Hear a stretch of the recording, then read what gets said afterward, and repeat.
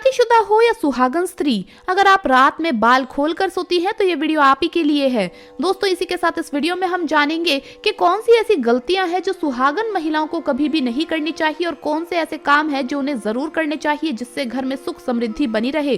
तो पूरी जानकारी के लिए इस वीडियो को अंत तक जरूर देखिएगा। नमस्कार दोस्तों, स्वागत है आप सभी का एक बार फिर से। दोस्तों, सच्ची श्रद्धा से कमेंट्स में जरूर लिखे हर हर महादेव। दोस्तों, हमारे पूर्वज बहुत अधिक ज्ञानी थे। जीवन के प्रत्येक क्षेत्र में उन्होंने अपनी योग्यता और अनुभव के आधार पर अतुलनीय ज्ञान अर्जित किया था, जिसका आधार अध्यात्म और विज्ञान दोनों ही था। और उन्होंने उसी अभूतपूर्व ज्ञान को हम तक वेद, पुराणों और शास्त्रों के माध्यम से पहुंचाया है। हमारे सभी धर्म शास्त्रों में बालों के विषय में बहुत सारी बातें कही गई है। मनुष्य को अपने बालों को किस तरह रखना चाहिए, कब और किस दिन कटवाना चाहिए, बालों को किस दिन धोना चाहिए और किस दिन नहीं, बालों को कितना लंबा रखना चाहिए, बालों से संबंधित क्या तांत्रिक कारण होते हैं, इन सभी के विषय में हमारे शास्त्रों में महत्वपूर्ण जानकारी दी गई है। आज हम बालों से संबंधित हमारे विभिन्न शास्त्रों में वर्णित बातों को जानेंगे और साथ ही ये भी जानेंगे कि महिलाओं को अपने बालों से संबंधित किन विशेष नियमों का पालन करना चाहिए।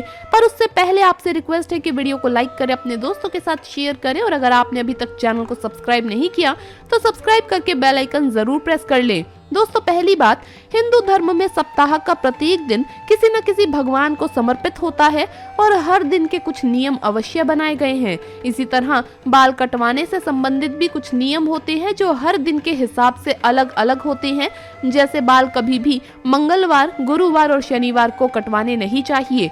मंगलवार मंगल देवता का दिन है और ऐसी मान्यता है कि मंगलवार को बाल कटवाने से मंगल की स्थिति खराब होती है और व्यक्ति की आयु भी घटती है। गुरुवार का संबंध गुरु ग्रह से होता है। ऐसा माना जाता है कि इस दिन बाल काटने से हमें अशुभ फल की प्राप्ति होती है और मान सम्मान और धन की हानि होती है, क्योंकि गुरुवार माता लक्ष्मी जी और भगवान विष्णु का भी दिन होता है। इसीलिए इस दिन बाल नहीं काटने चाहिए। शनिवार के दिन भूल से भी बाल ना काटें, क्योंकि शनिवार का संबंध शनि देव से है और शनिवार के दिन बाल काटने से जीवन में कुछ न कुछ अशुभ होता ही है। बाल काटने के लिए बुधवार, शुक्रवार और रविवार का दिन सबसे उत्तम माना गया है। दूसरी बात, शास्त्रों के अनुसार हमारे वातावरण में कुछ ऐसी लहरें व्याप्त होती हैं जो दिखाई नहीं देती, यानी कि वो अदृश्य लहरें होती हैं। ये लहरें हमारे सभी क्रियाकलापों पर असर डालती है। कुछ समय विशेष पर ये लहरें बहुत अधिक सक्रिय होती है। इसीलिए हमें अमावस्या को और पूर्णिमा को शाम के समय या रात्रि में कभी भी अपने बालों को काटना नहीं चाहिए, क्योंकि इस समय वातावरण में नकारात्मक शक्तियों का प्रभाव बहुत अधिक होता है। इसके साथ ही किसी शुभ मुहूर्त या शुभ पर्व या त्योहार के दिन भी वातावरण में सात्विक लहरों की अधिकता होती है। इसीलिए इन दिनों में कभी भी अपने बाल ना काटे, नहीं तो इन शुभ और पवित्र दिनों में हम पर अशुभ कृति करने का पाप लगता है। यहाँ तक कि कभी भी अपने जन्म दिवस पर भी बाल नहीं कटवाने चाहिए। आइए जानते हैं बालों को लेकर महिलाओं को किन सावधानियों को ध्यान में रखना चाहिए। पहली बात, घने काले लंबे और सुंदर बाल किसी भी स्त्री का आभूषण होते हैं। प्राचीन काल से ही स्त्रियों के लंबे बालों को उनके सौंदर्य और सौभाग्य का प्रतीक माना गया है, लेकिन हमारे शास्त्रों में ये कहा गया है कि स्त्रियों के बाल कमर के नीचे तक नहीं होने चाहिए और अगर हो तो उन्हें इस तरह से बांध कर रखना चाहिए कि वो जमीन पर ना टकराएं। बाल बहुत ही संवेदनशील होते हैं, इसीलिए जमीन पर टकराने से जमीन पर फैली नकारात्मकता जल्दी ही बालों में आ जाती है और इसका नकारात्मक प्रभाव उस स्त्री पर पड़ सकता है। दूसरी बात, स्त्रियों को अपने बालों को हमेशा स्वच्छ रखना चाहिए। इसके पीछे धार्मिक कारण ये है कि बाल स्वच्छ रहने से सर में खुजली नहीं होती और सर में हमेशा खुजली करते रहने से ये अशुभ फलदायी होता है और ये दुर्भाग्य को निमंत्रण देता है। लेकिन शास्त्रों में मासिक धर्म के 3 दिनों तक बालों को धोना वर्जित कहा गया है। वैज्ञानिक दृष्टिकोण से देखा जाए तो मासिक धर्म के समय हमारा शरीर बहुत कमजोर होता है और इस समय कोई भी ऐसा काम नहीं करना चाहिए जिससे अधिक ऊर्जा की आवश्यकता होती है। तीसरी बात, कभी भी सूर्यास्त के बाद या सूर्यास्त के समय बाल नहीं धोने चाहिए, ऐसा करना अशुभ माना जाता है। चौथी बात, रात्रि में सोते समय बालों को हमेशा बांधकर ही सोना चाहिए। बालों को खुला रखकर सोने से हमारे सिर में नकारात्मक ऊर्जा का प्रभाव होता है, जिससे उस महिला का सौभाग्य दुर्भाग्य में बदल जाता है और घर में दरिद्रता आती है। 5वीं बात, बालों को सुलझाते समय जो बालों का गुच्छा निकलता है उसे अच्छे से फेंके। उसे यहाँ वहाँ फेंकने पर उसका दुरुपयोग हो सकता है, क्योंकि तंत्र मंत्र साधना, जादू और टोने में हमेशा लंबे बालों का उपयोग किया जाता है और इसका असर जिस व्यक्ति के बाल है उसके जीवन पर पड़ सकता है। इसीलिए महिलाओं को हमेशा अपने बालों को संभाल कर रखना चाहिए।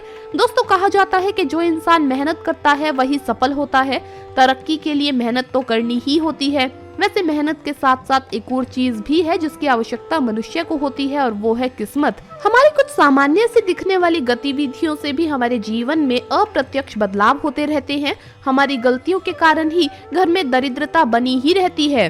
अक्सर महिलाएं ऐसी ही गलतियां कर बैठती है जिसके कारण घर की आर्थिक स्थिति पर बुरा प्रभाव पड़ता है। तो चलिए जान लेते हैं कि ऐसी वो कौन सी गलतियां हैं जिनसे घर में दरिद्रता का वास होता है। नंबर 1, नाखून को बेवजह इधर उधर फेंकना। नाखून जैसी सामान्य सी लगने वाली बातें भी हमारे जीवन में दुख और दरिद्रता का कारण बन सकती है।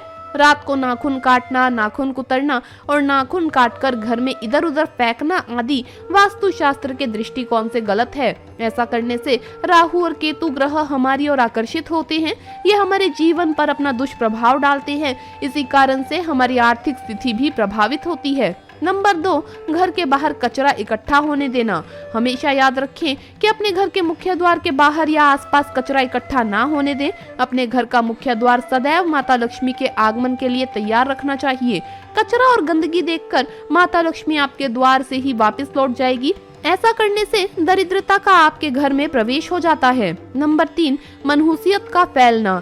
माँ लक्ष्मी स्वभाव से ही चंचल है। उन्हें अपने घर में ही बनाए रखना इतना आसान नहीं होता। घर में सब सुख सुविधाओं के होने पर भी पैसों का लालच करना और उसका सदुपयोग ना करना, फटे पुराने कपड़े पहनना और लगातार किस्मत को कोसना घर में हमेशा बेकार की बातों पर वाद विवाद और लड़ाई झगड़े या मनहूसियत फैलाने से उस घर में सुख और समृद्धि ज्यादा देर तक नहीं टिक सकती। ये सभी चीजें घर में नकारात्मकता को बढ़ावा देती है और दरिद्रता को अपनी ओर आकर्षित करती है। माँ लक्ष्मी जी ऐसी जगह से बहुत जल्दी चली जाती है और ऐसा घर ज्यादा दिनों तक सुख और समृद्ध नहीं रह पाता।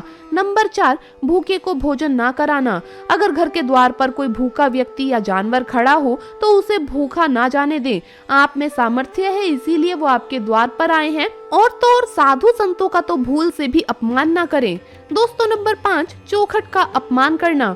दोस्तों, घर के मुख्य द्वार के साथ साथ घर की दहलीज या मुख्य चौखट का भी अपना एक विशेष महत्व होता है। घर के मुख्य द्वार की चौखट पर बैठना, उस पर पैर रखकर निकलना या उस पर बैठकर भोजन करना निश्चित रूप से दरिद्रता को आमंत्रित करता है। पुरानी मान्यताओं के अनुसार ऐसे भवन जिनमें चौखट या दहलीज ना हो उसे बड़ा ही अशुभ माना जाता है। ऐसे घरों में माँ लक्ष्मी कभी प्रवेश नहीं करती। इसी के साथ ही चौखट के कारण ही आपके घर में गंदगी प्रवेश नहीं कर पाती। आपके शत्रु द्वारा किए गए किसी भी नीच कर्म का परिणाम आपके घर पर नहीं पड़ता। इसीलिए कहते हैं कि अपने घर की दहलीज को हमेशा स्वच्छ और सुशोभित रखना चाहिए। यहाँ पर कभी भी बैठना नहीं चाहिए, क्योंकि ये माँ लक्ष्मी के आगमन में बाधा उत्पन्न करता है। नंबर 6, टूटी हुई वस्तु या कांच को घर में रखना। घर में किसी भी प्रकार की टूटी हुई चीज, बंद पड़ी घड़ी, टूटा हुआ शीशा या कांच, खराब या सड़ी हुई चीजें, नलों से टपकता हुआ पानी और टूटी हुई पुरानी कोई झाड़ू नहीं रखनी चाहिए। इससे घर में वास्तु दोष लगता है और दरिद्रता आती है। तो दोस्तों, आपको ये वीडियो कैसा लगा हमें कमेंट्स में जरूर बताएं। इस वीडियो को लाइक करें, अपने दोस्तों के साथ शेयर करें और हमें सब्सक्राइब करना न भूलें। जल्द मुलाकात होगी अगली वीडियो में। हर हर महादेव, जय महाकाल।